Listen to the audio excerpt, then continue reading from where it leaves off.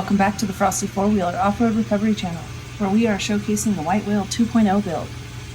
This was week 3. Last week we cut a bunch of stuff off. This week we plan on making some stuff and installing new things.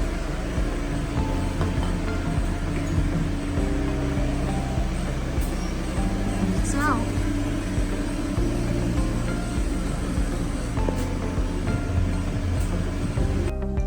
Ian designed the rear frame in CAD, and within, it felt like days, Nick was welding it together.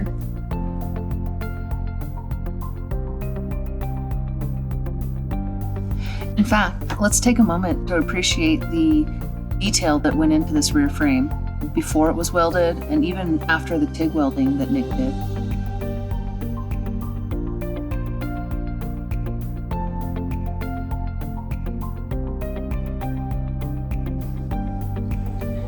Nick even gave Alex a little lesson how to TIG.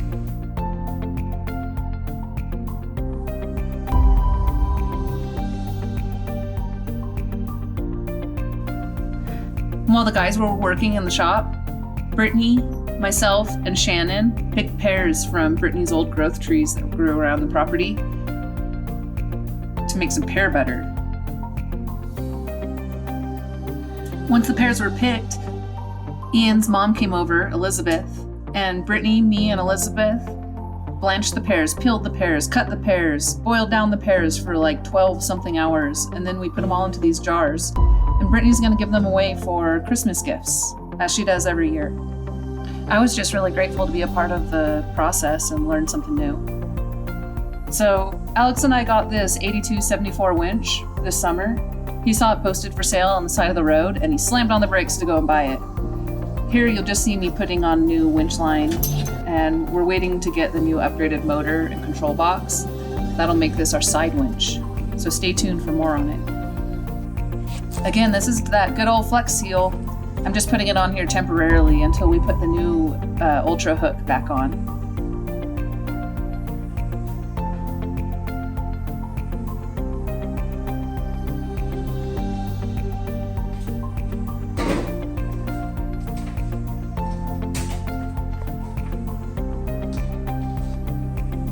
Well, looks like the guys are getting the motor ready to come out.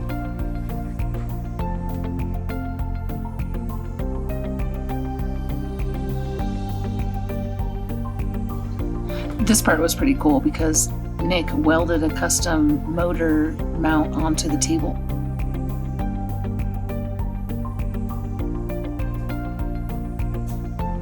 Well, there goes the front frame. Just a disclaimer, that wasn't part of the plan. We had only planned on taking the motor out and replacing the motor mounts, but here we are. You can probably understand why Alex and I are a little nervous at this point because we only allowed ourselves 6 weeks to get this build done, and now the front frame has been cut off. In addition to the rear frame, and we still have a lot of work ahead of us. But enough of that negative Nancy talk for now. Let's watch these two professionals move this professional equipment with our truck's motor as the casters are rocking on and off of the cart. So check it out. Oh my god, I'm just fighting those. Let's just go in circles. We can go in circles here. Let's just go in ever larger circles. Yeah, until you get closer to the edge. What is it, Brittany? Oh. I think one more and you might have it. Nope.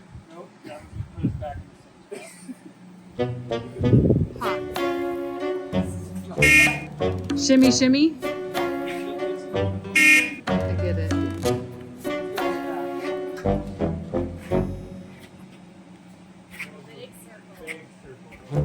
Oh, it's too far.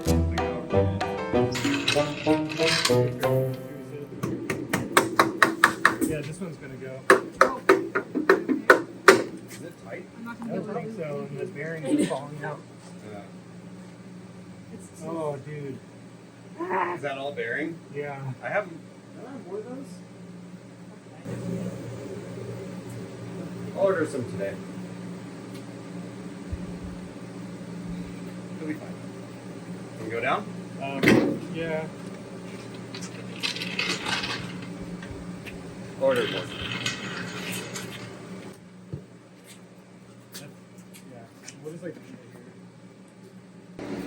And that's where the motor will live for now. This motor's dirty, but otherwise it's really strong, so we plan on keeping it in for as long as it'll run.